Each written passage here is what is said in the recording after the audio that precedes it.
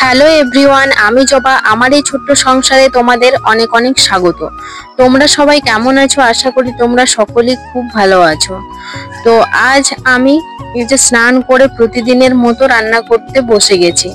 তো আজকে রান্না হবে, আমি এখন কড়াইতে সেদ্ধ হতে দিয়েছি গাজর আর কুঁদরি আর ঝিঙে, মানে যে কটা সবজি ছিল সেগুলো সমস্তগুলোকে মিক্স করে সেদ্ধ হতে দিয়েছি। আর এখানে আমি মশলাটা বেটে নিলাম।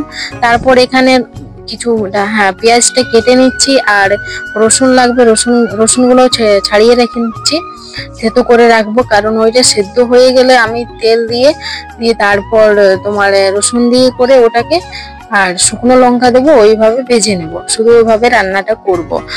আর ওটার মধ্যে আবার দুটো না চারটা ডিম দিয়েছিলাম, আর আলু ভাতের সাথে সেদ্ধ হতে দিয়েছিলাম। তো আলু খোসাগুলোকে ছাড়িয়ে নিচ্ছি, তাহলে সবগুলোকে একবারে জোগাড় করে রাখলে রান্নাটা তাড়াতাড়ি করে হয়ে যাবে। তো আমার এটা কমপ্লিট হয়ে গেছে।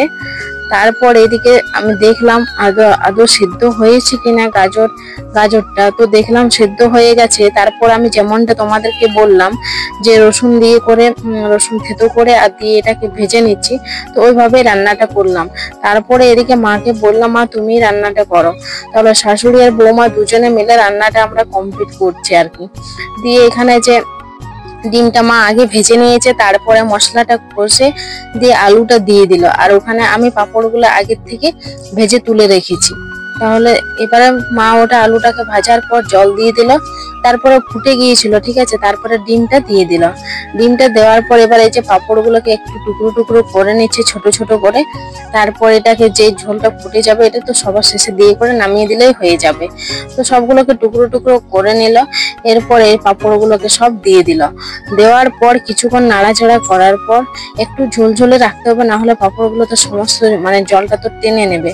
তো এইভাবে করে রান্নাটা দুজনে মিলে কমপ্লিট করলাম।